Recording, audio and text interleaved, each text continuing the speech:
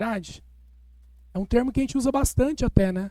O pessoal usa muito no mundo. Ah, eu tô correndo atrás do meu. Ah, eu tô correndo atrás das minhas coisas, né? E, de fato, isso tem acontecido, né? No mundo. Bem semelhante ao que acontecia naquela época. Mas no meio daquela geração ímpia, aquela geração corrompida, Deus achou alguém que tinha um coração. Alguém que buscava e que temia o Deus verdadeiro. Então, o Deus da glória apareceu para Abraão. Tirou ele da sua terra, da terra de Ur dos Caldeus, onde ele estava confortavelmente trabalhando com seu pai, com seus bens, ele tinha um negócio próprio, né, de ídolos. Ele não tinha nem motivo nenhum para sair, mas Abraão ouviu a voz do Senhor. O Deus da glória apareceu para Abraão e Abraão creu nas promessas que Deus fez para ele, mesmo que ele não pudesse ver o que Deus tinha prometido para ele, ele creu e seguiu a palavra do Senhor, né? Ó Senhor Jesus. Bom, ele confiou que o futuro dele, a partir daquele momento, estaria totalmente nas mãos de Deus, né? E esse deve ser nosso coração, irmãos, também hoje. Nosso futuro pertence a nós. Nosso futuro pertence ao Senhor. A gente não sabe o que vai acontecer na hora que a gente pisar o pé daqui para fora, não é verdade? Alguém tem como me dar certeza que exatamente o que vai acontecer quando você sair dali para fora? A gente não consegue, a gente não tem essa certeza. Por quê? Porque o nosso futuro pertence ao Senhor, né? E Abraão, ele seguiu ao Senhor. E mesmo numa situação de fraquejamento que ele teve, a gente falou bastante semana passada que a fé de Abraão se tornou o pai da fé, mas essa fé foi uma fé que foi desenvolvida de acordo com a sua experiência dia a dia, sua experiência de sofrimento, sua experiência de provas. Abraão teve vários testes que ele passou. E alguns ele falhou. Alguns ele venceu, mas no primeiro teste que foi dado a ele, que foi o teste da subsistência, Abraão ele falhou. Ele foi buscar sustento no Egito e ele não confiou que o Deus da glória, o Deus que tinha aparecido para ele e tinha feito tantas promessas, poderia suprir com o alimento a qualquer momento ele. E ele desceu para o Egito. E ao descer para o Egito, mesmo assim, com suas falhas lá, mesmo ele tendo mentido para o faraó e ter acontecido toda aquela situação desconfortável, ele saiu com vida do Egito e saiu ainda extremamente abençoado, saiu rico, cheio de posses. Mas o segundo teste que Abraão teve, ele foi muito vitorioso. Abraão não era pegado nessas coisas da terra. Mesmo ele tendo todos os bens que ele tinha conquistado, que Faraó tinha dado para ele, e que junto com seu sobrinho Ló, ele mesmo assim ele não se apegava nisso. Aqui em Gênesis 13, 1:2 diz assim: Saiu, pois, Abraão do Egito para o Neguebe, ele, sua mulher e tudo o que tinha, e Ló com ele. Era Abraão muito rico, possuía gado, prata e ouro. Ó Senhor Jesus. Abraão saiu muito rico do Egito, né? E Ló, consequentemente, pela bênção que ele ganhou de tabela, que o seu tio era próximo do Senhor, seu tio era temente à palavra e seguia a palavra. E Ló foi abençoado também junto com seu tio. Interessante aqui, irmãos, que a gente vê que existiam dois homens seguindo o mesmo caminho, não é verdade?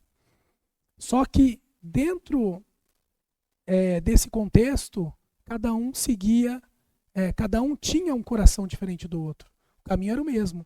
Porém, o coração de Abraão era totalmente diferente do coração de Ló. Ló, a primeira oportunidade que teve, ele saiu de perto do seu tio e foi viver a vida dele, foi construir as coisas dele, já estava bem financeiramente, já tinha suas posses, já tinham suas coisas, e ele simplesmente saiu, né? Ó Senhor Jesus. Bom, aqui, Senhor Jesus. Amém. Ló, por ter esse coração voltado aos interesses próprios, o que aconteceu? Ele foi para o caminho mais fácil. Na hora que Abraão pediu para ele fazer uma escolha, de onde ele queria ficar, ele escolheu as campinas, aonde era plano, não exigia muito trabalho, nem para os seus servos, nem para o seu gado. E essas campinas ficavam muito próximo de Sodoma e Gomorra. E aos poucos, sem perceber, Ló chegou e quando ele viu, ele estava dentro de Sodoma já. E Abraão, uma vez separado de Ló, teve um grande privilégio. Deus da glória apareceu novamente para ele e Deus pôde abrir o coração para Ló, ou pôde abrir o coração para Abraão, né?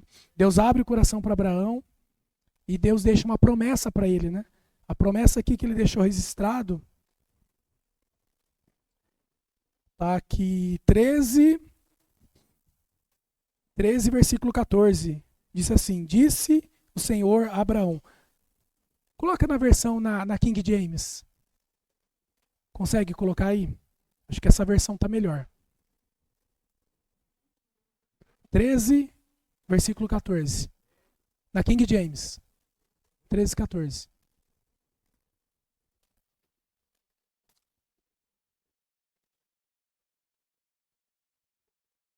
Tem, irmão Bento? Lê para mim. Oi? Podem ler, irmãos. O Senhor Deus a Abraão, ergue teus olhos e observa além, do lugar em que estás, para o norte e para o sul, para o oriente e para o ocidente. Amém, Senhor Jesus. Bom, aqui, nessa versão, diz assim: então, depois que Ló foi embora, prometeu o Senhor, Deus a Abraão. Então, Deus repetiu a sua promessa aqui. Eu pedi para essa versão, que na versão nossa diz assim: disse o Senhor a Abraão. Ele não só disse, mas ele prometeu novamente. Então ele prometeu tudo aquilo que ele já tinha falado para Abraão. Ele ainda reforçou sua promessa e ainda no versículo 15 ele disse assim: porque toda a terra que vês eu te darei, a ti e a tua descendência para sempre. Farei a tua descendência como o pó da terra, de maneira que se alguém puder contar o pó da terra, então se contará também a tua descendência. Levanta-te, percorre essa terra, no seu comprimento, na sua largura, porque eu te darei. E Abraão, mudando as suas tendas, foi habitar nos carvalhos de Manré, que estão junto a Hebrom, e levantou ali um altar ao Senhor. E provavelmente invocou o nome do Senhor ali, né? Ó Senhor Jesus. Bom, aqui, irmãos, nós vemos que aqui, quando o Senhor apareceu para Abraão, ele prometeu uma descendência grande que a gente não consegue nem contar, imagina, né? Uma descendência como o pó da terra, né? Impossível a gente contar o pó da terra, né, irmãos? Né? Que não pode contar, né? Essa será a sua descendência, né? E ainda ele diz para Abraão que Abraão ainda percorreria toda a terra cumprindo a sua palavra, né? E essa terra toda ele daria a Abraão. E graças ao Senhor, irmãos, essa é uma promessa que está totalmente ligada a nós. Porque essa promessa se estendeu a nós. Nós somos esse povo que foi alcançado. Graças ao Senhor, por meio de Abraão, hoje nós temos a oportunidade de fazer parte de todo esse povo, de toda a nação. E essa mesma incumbência que foi dada a Abraão, também foi dada a cada um de nós. Em 2017, não sei se os irmãos lembram, o Senhor ele deu uma revelação para nós. A revelação que o Senhor deu para nós é algo que a gente vem falando já tem alguns anos. A gente tem um coração simples, a gente tem um coração obediente, um coração que crê na palavra e que obedece a palavra como se fosse uma ordem. E foi exatamente o que Abraão fez. Abraão ele foi simples em crer o que Deus tinha falado para ele. Ele creu naquela palavra, ele não questionou em nenhum momento para onde ele iria, se realmente de fato aquelas bênçãos viriam ou não para ele. E ele seguiu essa palavra como se fosse uma ordem. Ele não questionou em nenhum momento. Ah, mas Senhor, será que eu devo ir para essa terra mesmo? Será que essa terra é correta? Será que não é melhor eu evangelizar o meu povo aqui onde eu moro? Não, ele simplesmente foi obediente ao Senhor. E o Senhor quer que a gente esteja esse coração de amor, de obediência, esse coração que crê na palavra e que executa a palavra como uma ordem, né? Depois que Ló foi embora, depois dessa promessa ter sido reafirmada, Aqui no versículo 14 diz assim, que depois que Ló se separou dele, disse Deus, ergue os olhos e olha. Esse erguer os olhos aqui, irmãos, é muito significativo. Esse erguer os olhos, quando Deus pede para Abraão erguer os olhos, o Senhor, ele dá essa ordem, ele percorreria toda uma terra, né? E que esse evangelho precisaria ser alcançado a toda a nação. E como esse evangelho pode ser alcançado a toda a nação? Abraão, irmãos, ele já fez a parte dele enquanto ele esteve na terra. Como essa comissão se estendeu até nós, agora essa comissão também é nossa. Agora nós temos essa responsabilidade de levar o evangelho do reino e alcançar toda a terra, todos os confins da terra, né? Se cada um de nós, irmãos, fazia a nossa parte, pode ter certeza que a gente vai trazer o Senhor de volta. Talvez eu não tenho tempo durante a semana, meu trabalho é bem corrido. Eu não consigo sair e evangelizar fora, ir para o Japão, como alguns ceapistas foram, ir para o CEAP, por exemplo, em Jundiaí, e pregar o evangelho, fazer comportagem. Mas eu consigo alcançar as pessoas que estão no meu meio, as pessoas que trabalham comigo, as pessoas que o Senhor me colocou ali.